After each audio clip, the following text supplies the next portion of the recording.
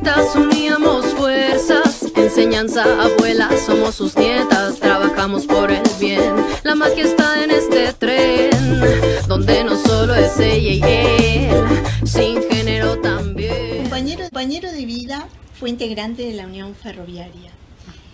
César el Flaco Maki.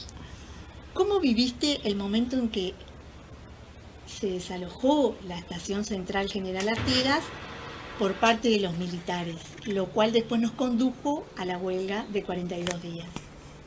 Ya se veía venir, bueno, querían terminar con el ferrocarril del servicio del pueblo, ni que hablar, eso se quería terminar. Había muchísimos intereses por parte, en el servicio carretero, por parte de las grandes agencias que están hasta hoy, cada vez adquiriendo más coches y para eso necesitaban dejar que los pueblos que tenían el ferrocarril pasaran a ser pasajeros de ellos, ¿no?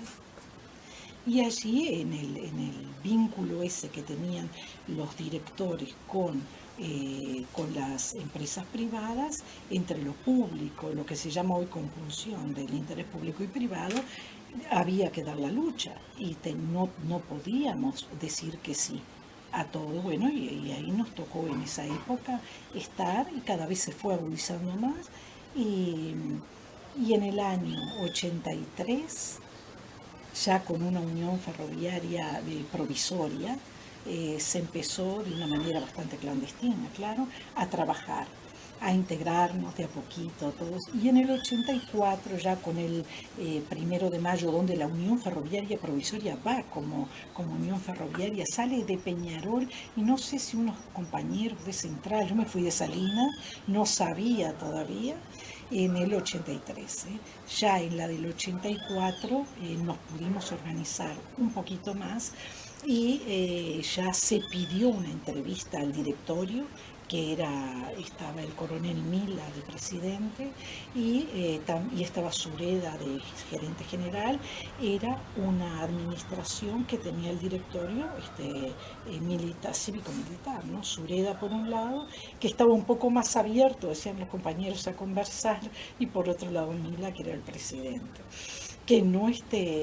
Que a los chiquilines de a poquito se iba tratando de conseguir que aflojaran en algo. Y recuerdo que cada vez que había reunión con el directorio se tenían que cortar la barba, que les duraba 3 o 4 días nomás, o una semana. De repente estaban una semana sin ir al directorio, pero no los dejaban entrar si iban con un poquito de barba. Era horrible. El 1 de mayo del 84 se hace, ese 1 de mayo fue muy importante para los trabajadores ferroviarios, para todos, ¿no? Pero fue multitudinario ese acto. Ahí nos conocimos con César, ese 1 de mayo. Realmente el 30 de abril, que fue cuando el directorio resolvió que podía recibir a los muchachos, a los compañeros de la dirección. Y ahí salieron el Flaco Caulia, César, y dijeron, mañana resolvieron escucharnos, bueno, y recibirnos. Todavía se equivocó y dijo, compañeros, el directorio ha resolvido recibirnos, y todos nos reímos porque había dicho resolvido. Bueno, pero todos le entendimos.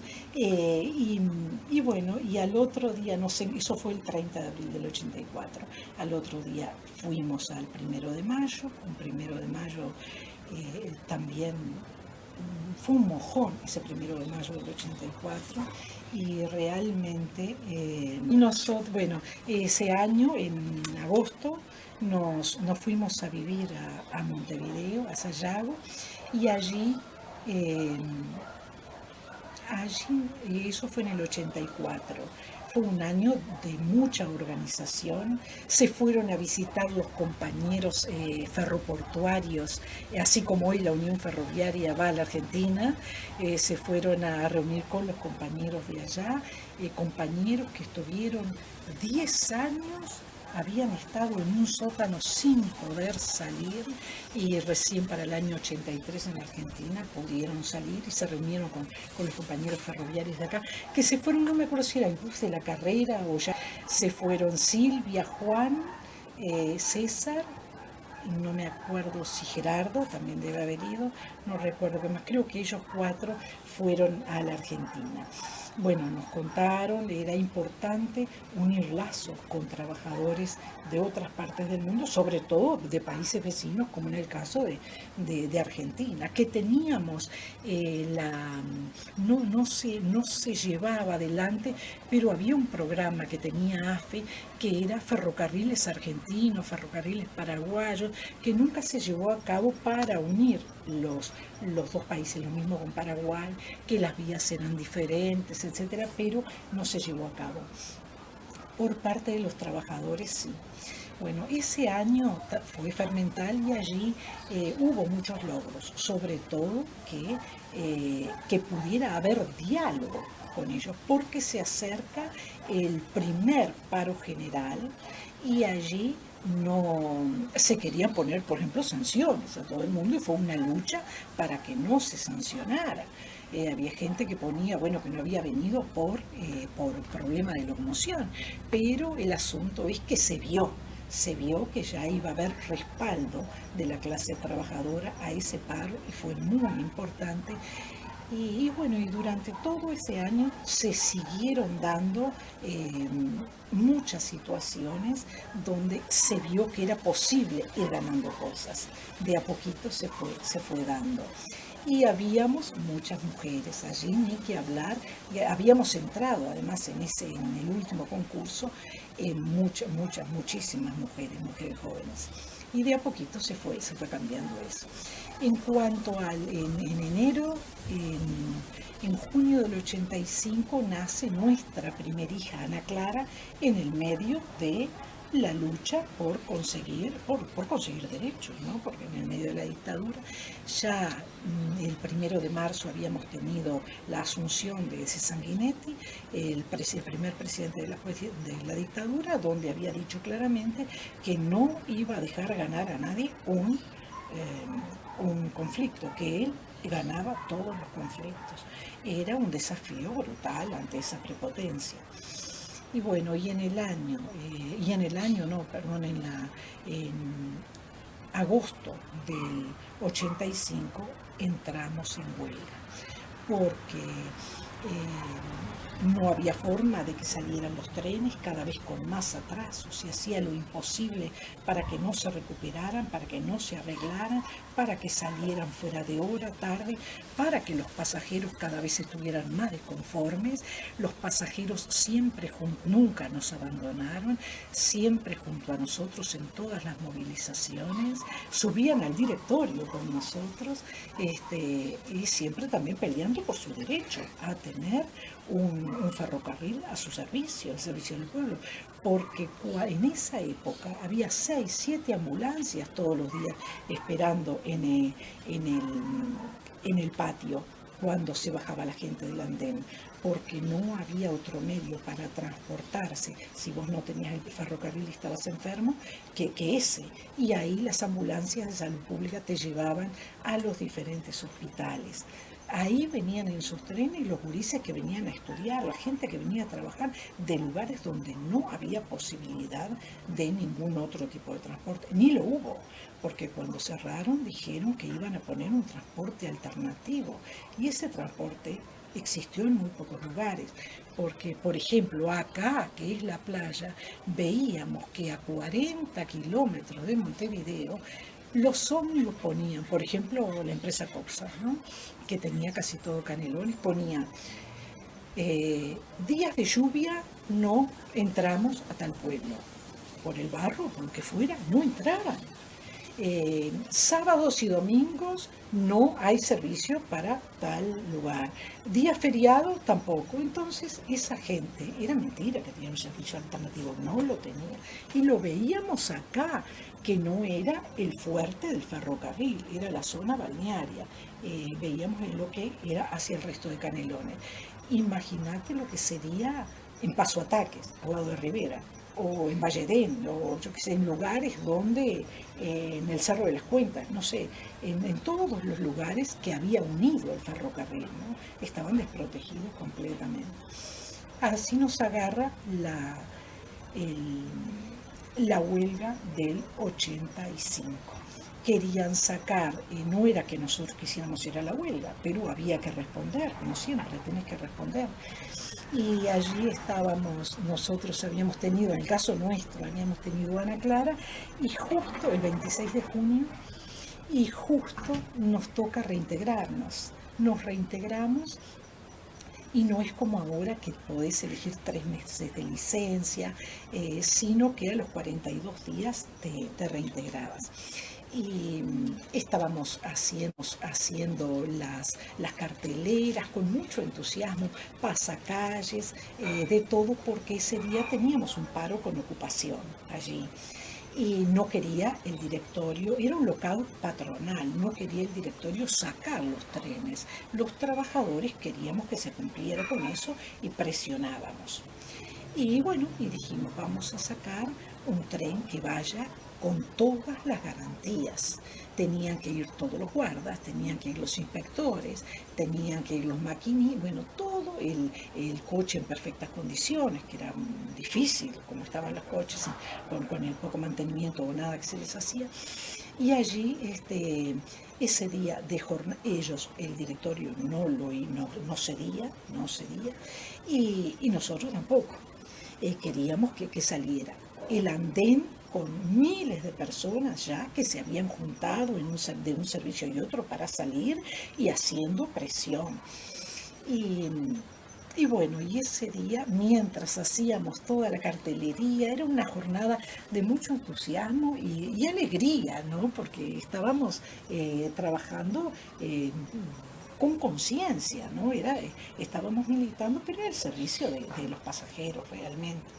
Porque más allá de que uno se quedara sin ese trabajo concreto, a otro lado vos vas a ir a trabajar, pero el pueblo del interior, el pueblo quedaba en la vía realmente, como quedó después, ¿no? Y como lamentablemente se demostró. Y allí yo recién me había reintegrado como anécdota, ¿no? Y ahí era él, era en agosto, a los 42 días de que había nacido Ana Clara.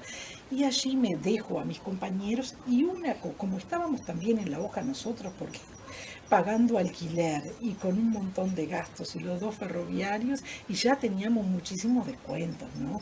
Bueno, vos también, eran los 2 ferroviarios. Antes de entrar en la huelga ya teníamos descuentos y descuentos. Las compañeras siempre muy solidarias me habían regalado, no recuerdo si fue Enriqueta de Marco, una pezonera, ¿verdad? Entonces entré al baño para poder sacarme la leche, o lo que se dice ordeñarse.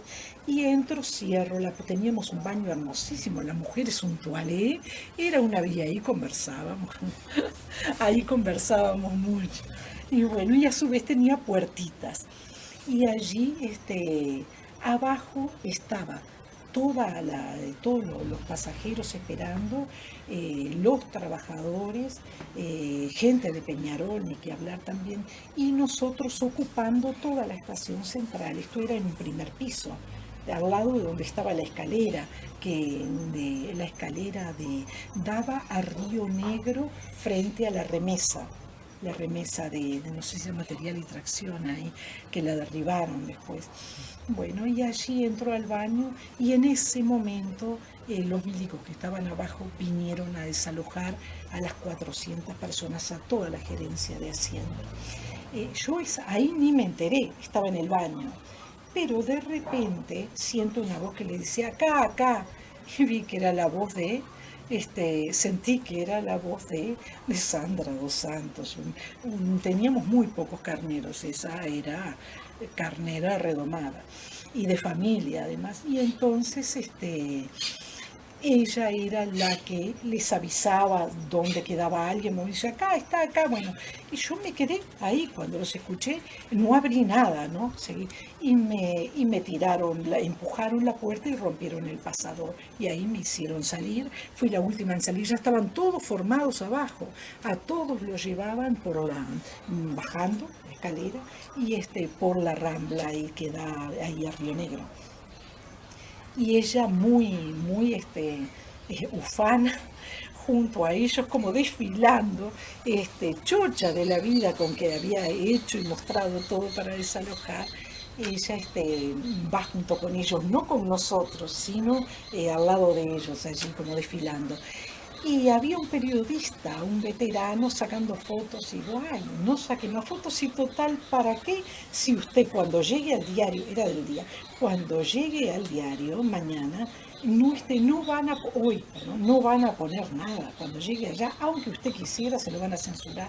Y dice, no, compañera, mire que mi hijo es compañero de ustedes y esta foto sale mañana en primera plana. Entonces le digo, ¿con esta carnera? Y dice, sí, ella también. Entonces al otro día realmente, en el diario, el día que todos queríamos, el diario del 3 de agosto, 16 de agosto, creo, el del diario del día siguiente realmente lo hizo sacarlo, salió toda en la carátula, ella desfilando así, y todos nosotros al lado, ¿no? Todo ya a la altura del restaurante que había en África. Bueno. Y realmente allí ya después teníamos un médico que trabajaba allí, de León, que porque no podía amamantarla, se me había ido la leche. Y bueno, y me dice, quédate tranquila que vas a ver que te va a volver, poner todos los días en el pecho. Ana Clara, que te va a volver. Bueno, así estuve y vino la huelga, así que estuve muchos días y nunca pude volver a amamantar. No sé. Pero bueno, y ahí comienza la huelga, allí comenzó la huelga. Fueron 42 días, fue difícil, es cierto, y en un lugar donde éramos los ferroviarios, ni que hablar, donde pagábamos alquiler, como te decía, ni que hablar, y tuvimos el apoyo de muchos gremios, de los estudiantes de Derecho llevaron para las ollas de los compañeros un camión repleto de comestibles que juntaron en la universidad. Y allí, no sé si también de otras facultades, no solo de Derecho, nosotros cuando ya eran miles de compañeros, éramos casi 10.000 en todo el país, 10.129 llegamos a ser en esa época. Entonces nos vinimos a Salinas porque acá estaban mis viejos y bueno, y era también una falta de solidaridad quedarse a consumir de las ollas si podíamos venir a comer en la casa de nuestros padres, de mis padres en este caso. Los papás de César estaban en Peñarol, eran de allá de Peñarol, a la vuelta de AFE Peñarol, trabajaba en la tornería de Peñarol.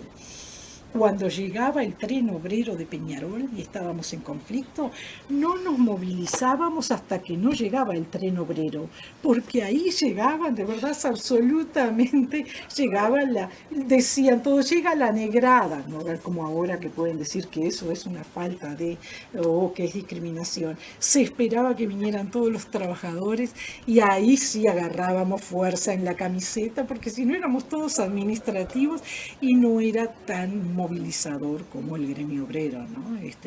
Era otra cosa cuando llegaban todos los trabajadores y muchas veces vestidos todavía con sus overoles, ¿no? Ahí ya adquiríamos mucho mayor fuerza. La etapa de esos 42 días creo que fue también de movilización constante. Hubo que movilizarse muchísimo, hubo muchas amenazas, muchas.